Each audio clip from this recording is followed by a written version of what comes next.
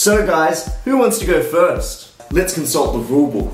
So the rulebook says that the person who was most recently at a construction site and knocked over a zombie crossing sign, has the shiniest glasses as well as the stripiest tie, and has been a long time Dragon Ball Z fan, is the first player. Alright, pass me the first player token then.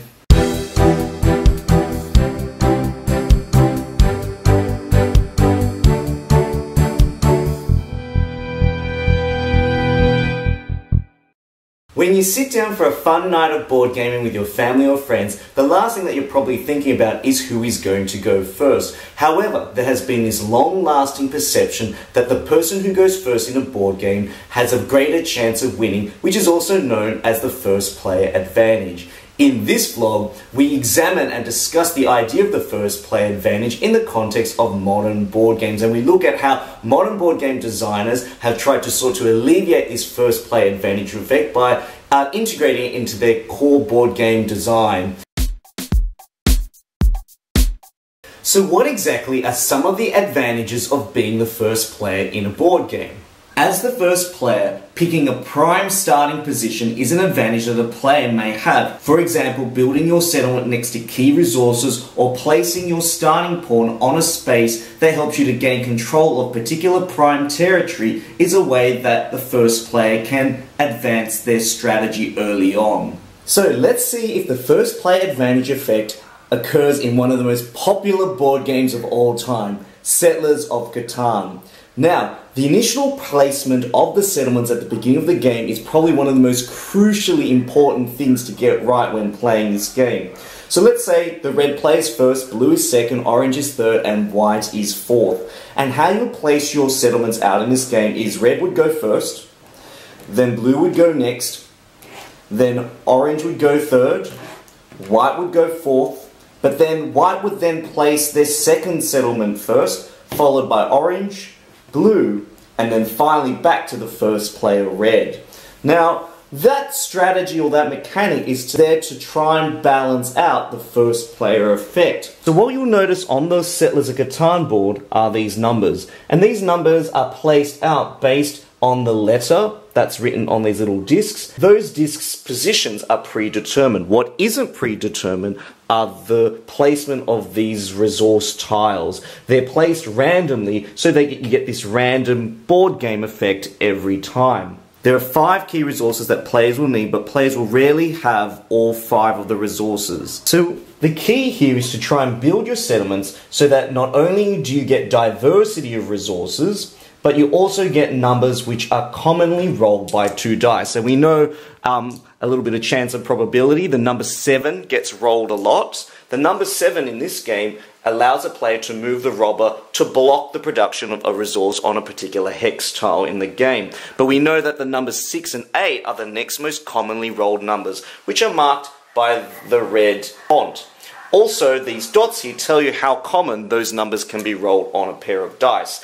So if you're player 1, you're looking not only for diversity, but for numbers that are commonly rolled with 2 dice. So, the red player, looking at the board, you've got this spot here, this junction here, where you've got 8, 10, and 5.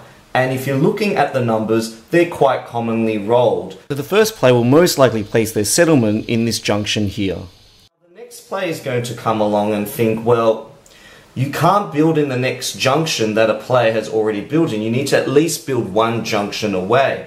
So the player that's following up might then build here, because these numbers are quite easily rolled. The orange player scopes out the next most commonly rolled numbers, and you've got an 8, 11, 4, and you've got a little bit of diversity there too. By the time it gets to the 4th player, the options become more limited. Here you've got a 6, but you're next to a 4 and a 3, which really have low numbers. But also you've got 2 of the same hex resource, and 1 that is different. And then the game aims to balance itself out by then allowing the 4th player to then go first. By this stage, a lot of the highly contested positions have already been taken up. So it's going to be very difficult for this player to then choose another number or range that will probably benefit their game strategy. There are many other factors that come into play that help to negate the starting position advantage in Settlers of Catan. First of all, it all ultimately comes down to the luck of the dice roll in terms of which resources get activated and what is collected. Secondly, it also comes down to the relationships that players develop with each other as they trade resources throughout the game. Thirdly, the robber can be placed on a particular hex tile to try and block a particular resource production, especially if there's a runaway leader. And finally, at the beginning of the game, when the last player places their first two settlements, they can do so that they're close enough to each other to try and vie for that longest road objective very early on in the game. In Islebound, Ryan Lockett, the game's designer, has negated this starting position advantage by allowing the last player in turn order to pick their starting port first, and the first player to pick their starting port last. Because this is a game about travelling different distances across the board to activate certain actions, it's really important that the last player in turn order gets the first choice to choose the port, so they can be closest to the actions that they want to activate. In Cyclades, each player has predetermined starting positions. In Kemet, the map is designed specifically so that each player's starting city is equidistant from each other, as well as to obelisks and temples, so that distance and mobility is not a primary issue or advantage in the game. Being the first player allows you to occupy highly contested positions on the game board, especially in worker placement style board games where multiple players will want the same resource or take the same action. So going first allows you to take that action first before the other players and locking them out, and hopefully garner the resources that you'll need to build your engine up and garner those winning combos first. In Agricola, being the first player comes with a significant advantage. If this is the beginning of a new round in a 4-player game of Agricola, and these farmers represent the turn order of each of the 4 players, let's have a look at what happens when you are the first player. The first player has free choice of any of the options that are currently available at the beginning of the game, and they're more likely to choose something that will help them build their farm up really quickly, like taking the 3 wood from the forest, which can be used to build things like the stables, a room, or even little fences. This second player is then left to choose from the remaining actions, and you'll notice that the grove over here only has 2 wood compared to that forest, so they might choose something like the grove, or they might go for the hollow, or they might go for the reed bank, which is also vital for building a room. So they might end up going for the reed bank and taking the reed. This third player now has even less scope for choice when it comes to choosing out of all the available action spaces. They might have a really good occupation card in their hand that they can play, which might gain them some really good early resources on. So they might do that, or they might go to the grove and then pick up the 2 timber and use it to build their farm. Now, when it comes to this last player, they really have a limited option of choices to choose from because the other 3 players have taken up things that they've wanted first. But they could also go for this meeting place, which allows them to now take the first player marker and then become the first player in the next round. It introduces an interesting game mechanic which allows players to expend a worker to fight for the starting player marker, which allows them to be the first player at the next round and have first choice of all the action spaces and resources that they need. This introduces a new level of conflict and tension between the players. If no one vies for the starting player marker space, then the person who was the starting player at the last round remains as the starting player for the next round. But that space in itself also sets the players at a little bit of a disadvantage. That first player doesn't need to spend a worker in order to claim that. But these other 3 players do need to spend a worker and spend resources to gain that first player power and for it to change hands. I guess the compensation here is that players will be able to play 1 mine improvement card from their hand, provided that they've got the resources to pay for it. Interesting point to note here about the setup is that the first player starts with 2 food, players 2, 3 and 4 each start with 3 food each, and this 4th player is still disadvantaged. When it comes to their first turn, they've got 3 less action spaces to choose from, yet they have the same amount of food as players 2 and 3. So in this game, at the beginning, you really want to be player 2 or 3 because not only do you have a scope of a lot of more action spaces to choose from compared to the last player, but you also get the same amount of food and more food than the first player.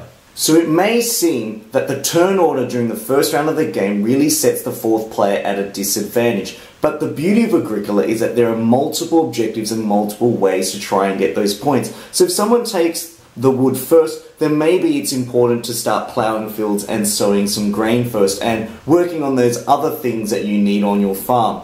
Second of all, the game also comes with these tiles that players can use in order to try and give them some extra actions, especially at the beginning of the game. And these tiles are included in the revised edition of Agricola. Tzolk'in the Mayan calendar has a similar mechanic where players need to spend a worker to claim the power of the first player. Using workers in this game costs corn, so players need to decide when it is most advantageous to use it.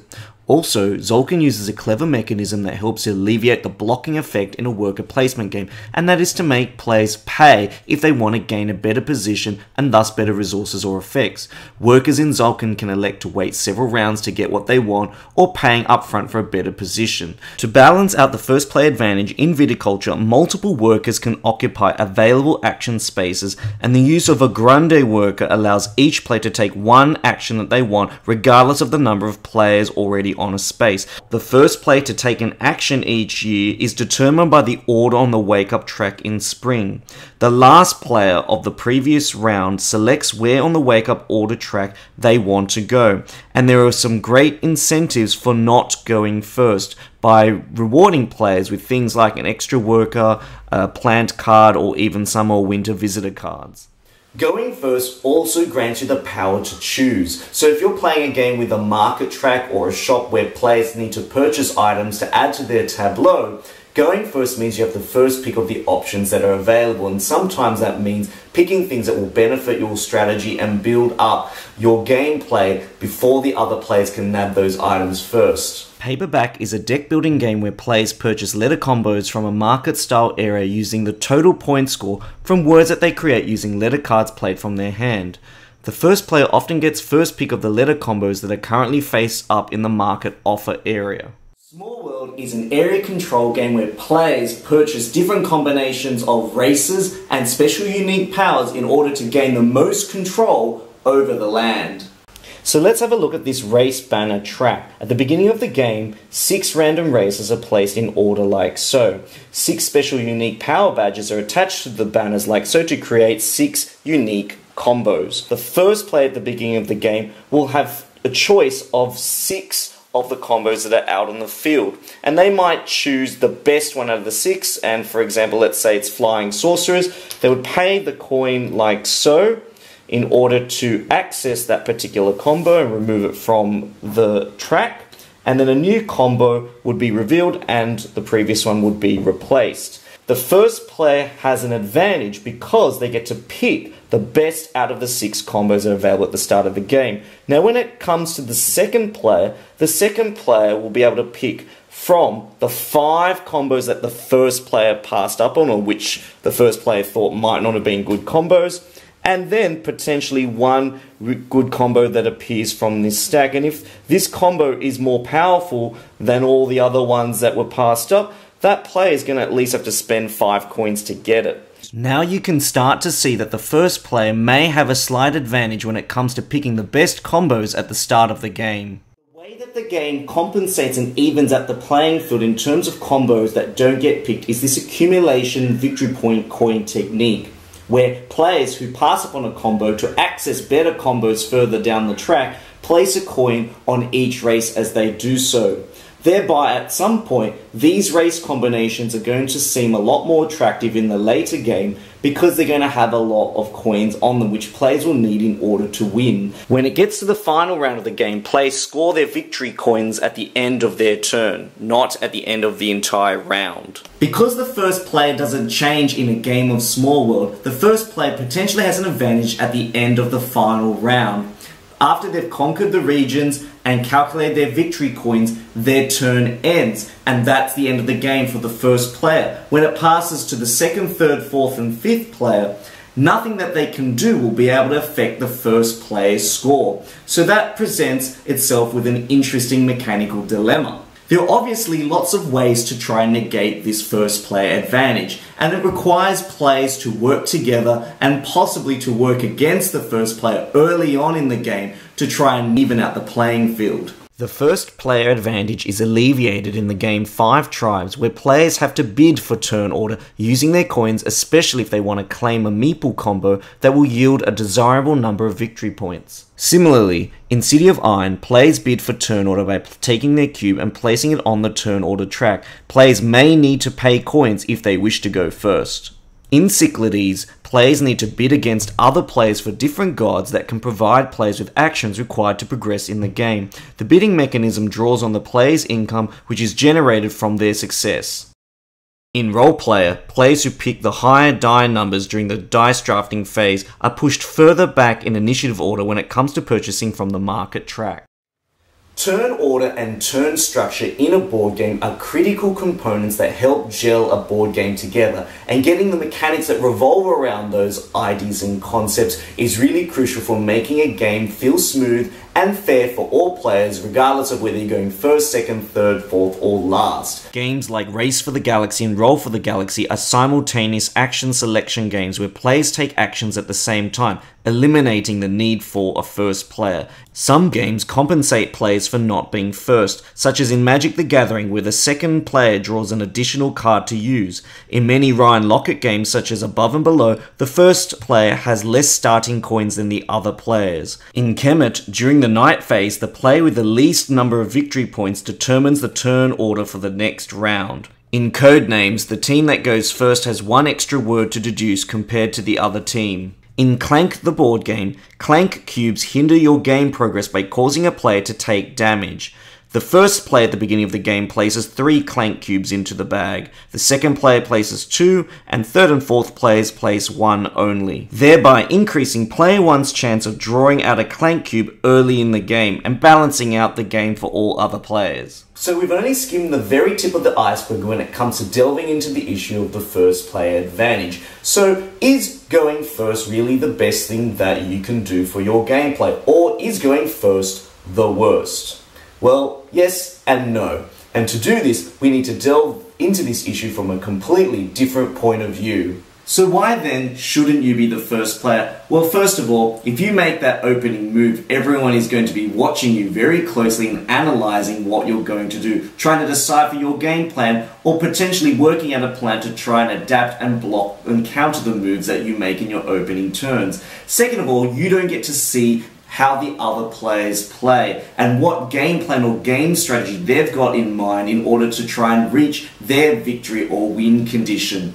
And if they do execute a really powerful move, it will take the first player several turns to try and counter that move and respond and adapt to those moves that later players make in the late turns. Going first in a board game like Photosynthesis could be a disadvantage. First of all, you don't know where all the other players are going to place their starting trees, and second of all, once you place your starting tree, a subsequent player could place the tree right next to yours, causing it to block any light that you're going to get on subsequent rounds. So let's say the first player who plays the blue tree goes there, and then the second player who plays the orange tree decides to place their tree there. The third player might place them there. Fourth player might place it over here. Then it's back to the first player. The first player might decide to place their tree here.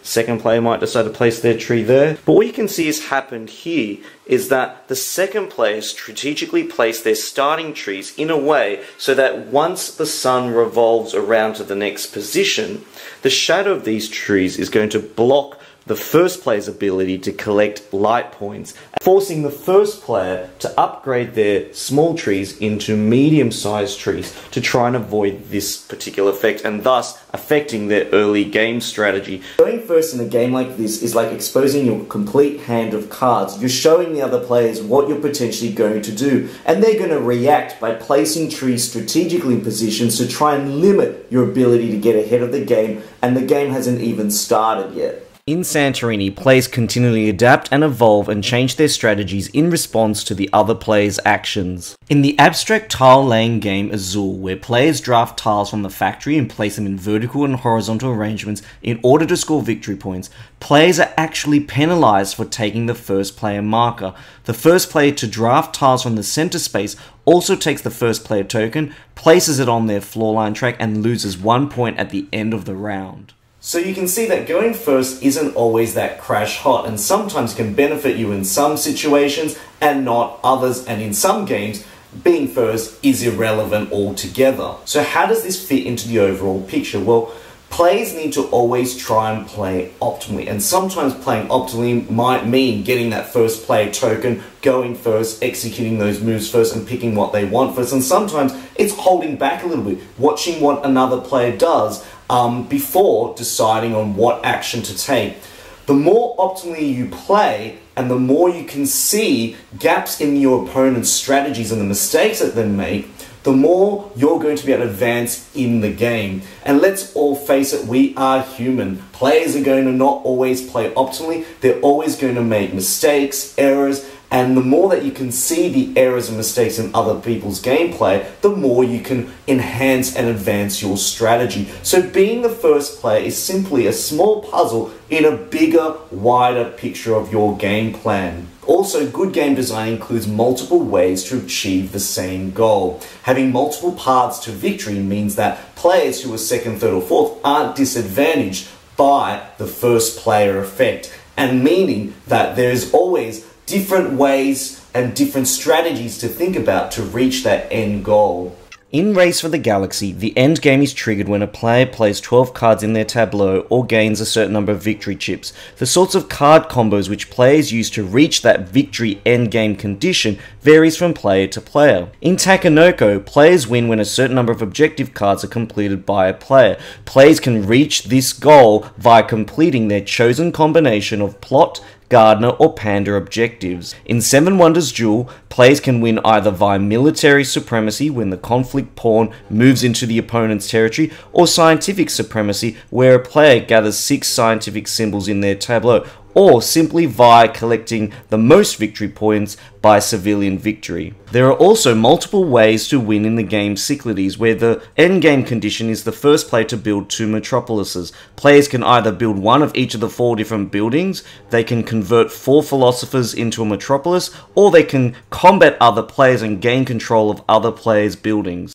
Even Scythe allows players to end the game after they have completed 6 out of 10 possible player-chosen achievement goals that correlate with the Triumph track. So after a really great gaming session, players will always remember who won, who lost, and who got so frustrated that they flipped the table and ended the game night pretty early on. No one will ever remember who went first, and that's because it's the memories at the gaming table that people take away.